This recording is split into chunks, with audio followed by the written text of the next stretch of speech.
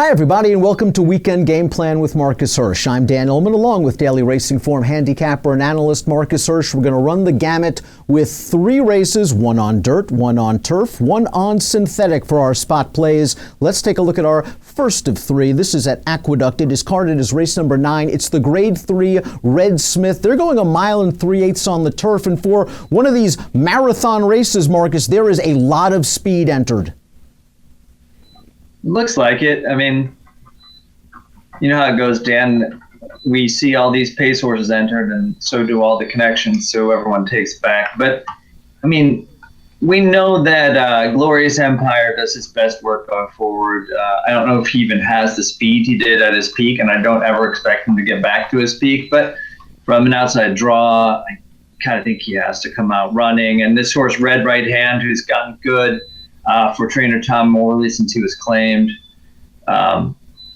back in June. He's a very forward horse who was running in miles and showing speed there. And then down on the rail, you got Tiz Slam, who is not especially fast, but he's just a strong, front end galloping type.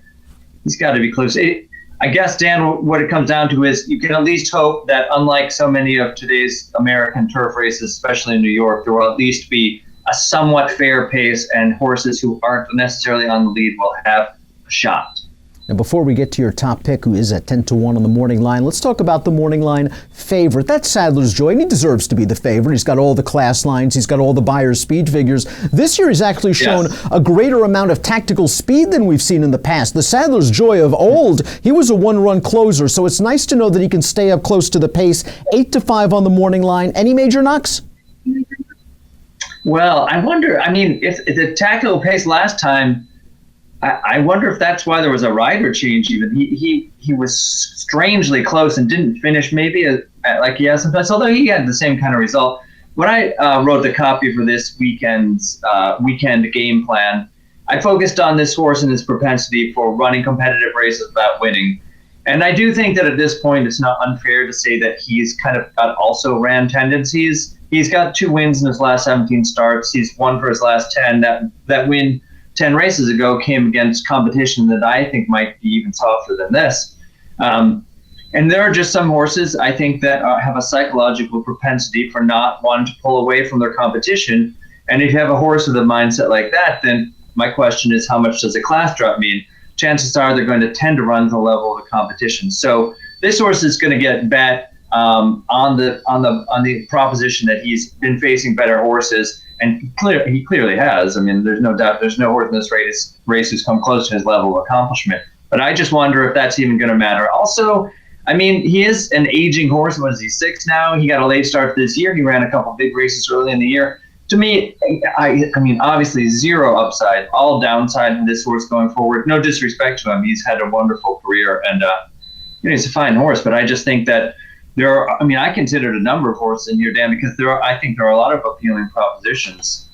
Let's take a look at your top pick, though. The number 4, Martso, and trainer Michael Maker is just such an astute judge of horse flesh. We have seen this from the Maker barn time and time again. He claims a horse, he stretches them way out in distance, and we see almost immediate results in major races. We'll go back to Martso's most recent race. He takes him down in the Sycamore at Keeneland, and this was a good, strong field. I liked his tactical speed. Nakamura is chasing him, but he's chasing in vain.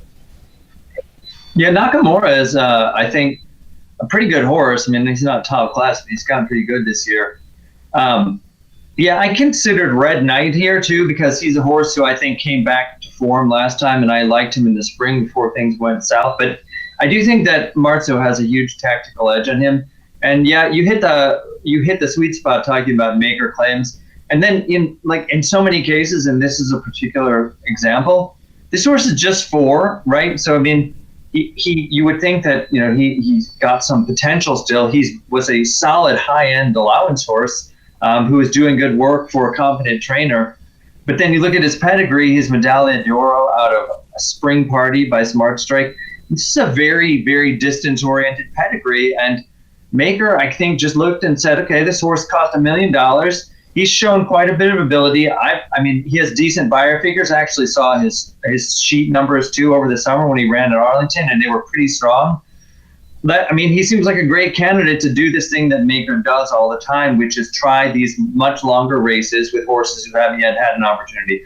That's why I think this horse, I don't think he'll be 10-1, Dan, but I do think he's going to be a fair price, because maybe he's a one-trick pony. The Sycamore was it, but he's only run that one race at a distance beyond a mile and a 16. If he really is a horse who's wanted to go longer, and it looks like he might be that horse, then there's absolutely no reason why he can't be competitive at a fair price, sitting just behind those speed horses we talked about before and getting first run on the deeper closers.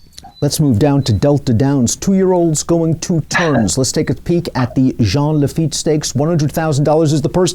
Marcus, I guess this race had a little bit more cachet when it was the local prep for the now defunct Delta Jackpot, but it's still a good betting affair, especially considering that the number 1 Sir Wincelot, your morning line favorite, will be withdrawn. Yeah, and that's unfortunate for those people like me who were going to be against him and his sloppy track win at Keeneland last time, because he was going to take money.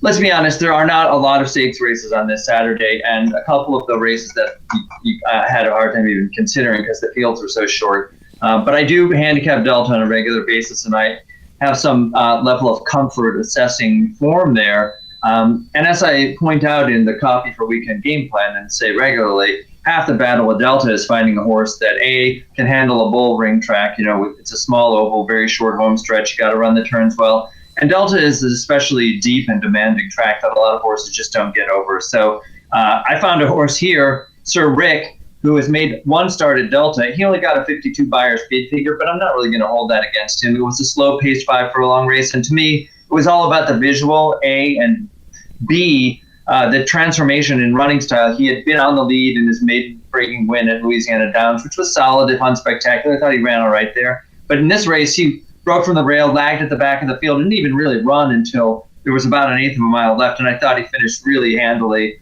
Looked to me, and the way he went in that race and on his pedigree, like this stretch out to a 2-turn mile is going to be just fine. I think there's ample pace in here. I think he's going to sit mid-pack.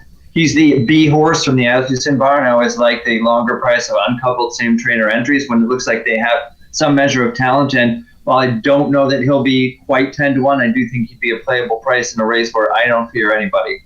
I concur, he has to be a playable price. I just think people love figs, and they're going to look at these low Beyer speed figures without considering that as a lightly raced 2-year-old, these horses can wake up and improve on the Beyer scale by leaps and bounds just every day. I agree with everything you said about Sir Rick's change in running style. I think they experimented and they found something, because as we saw in the video, he was really reaching out for ground at the end of that race. And his uncoupled mate, Something Super, who's going to be a much shorter price with the blinkers on, stretching out, he's going to supply at least a little bit of pace for this horse. This is a really interesting opinion. Just happens to work out perfectly that the other horse will have not an intentional, but perhaps a de facto pacemaker. We'll see. Let's take a look at the field for the Coronation Futurity. This is at Woodbine, and this is 2-year-old race going a mile and an eighth, and perhaps it's a precursor to next year's Queen's Plate. Now, Muskaka Gold is 7-5. Please Call Me Back 2-1. These are accomplished horses. Please Call Me Back will be making his synthetic debut. Muskaka Gold has won from on the lead. He's come from off the pace in the Gray Stakes. They're logical horses. I like where you're going here because I like to follow Laurel, and the number 2 Tomcat Black I think was just a little bit too aggressive ridden last time out. Yeah, he's going to have to improve a lot, I think, to beat those other 2 horses, but I think that's within the realm of possibility, and I'm glad to hear you say that. I mean, it sure seemed to me like he made kind of a premature move in that race, but I'm just guessing. I haven't talked to the connections. I haven't read anything in particular about this horse, but I thought it was really interesting that he was shipped up to Woodbine for a maiden race in September, almost as if they knew this $225,000 Fold in Canada restricted stakes was waiting out there just over the horizon. I wanted to see how he handled the surface to get an idea if it was worth pointing for. And I mean, it looked like he handled it fine. He closed well to finish second behind the next out winner. And my theory, Dan, is that he got a mile last time, but on pedigree, he's one of the horses that you would think would do well stretching out to a mile and eighth, which is a long way to run this time of year for 2-year-olds, to be honest. I just feel like it's all possibly a progression to this spot, and he's going to be overlooked in the betting. And we just saw his most recent race at Laurel, where he did make the lead. He was run down late by a Shug McGahee trained runner. All the Shug's horses are winning right now at Laurel, and that horse, I think that was a race where the last run was the best run, and he kind of made the first run into the teeth of the pace, did Right. Tomcat Black. Interesting horse at 15-1. He's got to beat Muskoka Gold. He's got to beat Please Call Me Back. Those two horses, depressed value on the tote board. 3 stakes races this week with Marcus Hersh. Best of luck with your wagers.